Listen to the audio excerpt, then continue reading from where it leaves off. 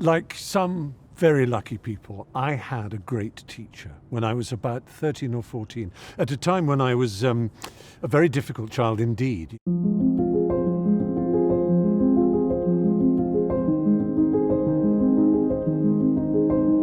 I think I would have been probably diagnosed as having attention deficit disorder and so on. And a lot of adolescents, a lot of young adolescents have all kinds of other social problems and emotional problems going on in their lives.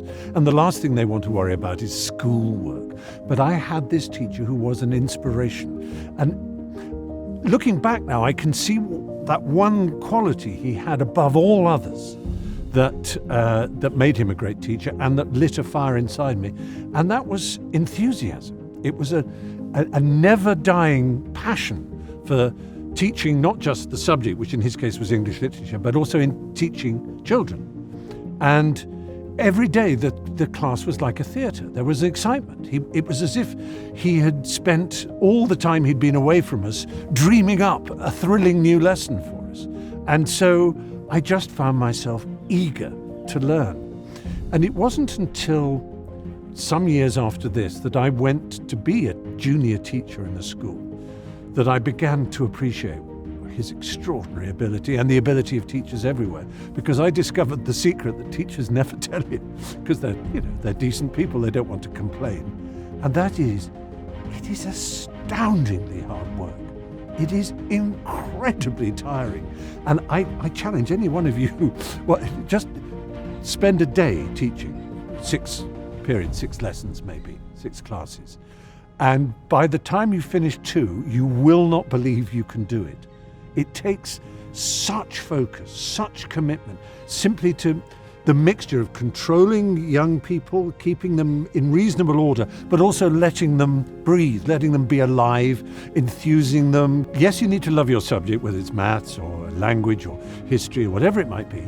You need to be passionate about that. But most of all, you need to love seeing something light up in someone else's eyes.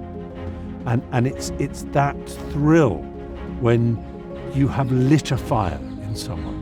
Because all children are like dry straw. They want to catch fire. But many things can get in the way. Fashion, peer pressure, all kinds of things, thinking it's not cool to learn, and all of that can put water on the straw. But if you can just find a way of keeping it dry and then lighting it, it's amazing what happens. And so my admiration for teachers will never die.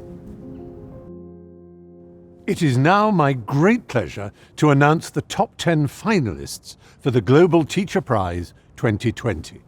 And they are Carlo Mazzone from Italy, Duani Emanuela Bertin from Brazil, Ha An Phua from Vietnam, Jamie Frost from the United Kingdom, Leah Julki from the USA, Mokudu Machaba from South Africa, Olasunkanme Opeyifa from Nigeria, Ranjit Desale from India, Samuel Isaiah from Malaysia, and Yoon Jeong Hyun from South Korea.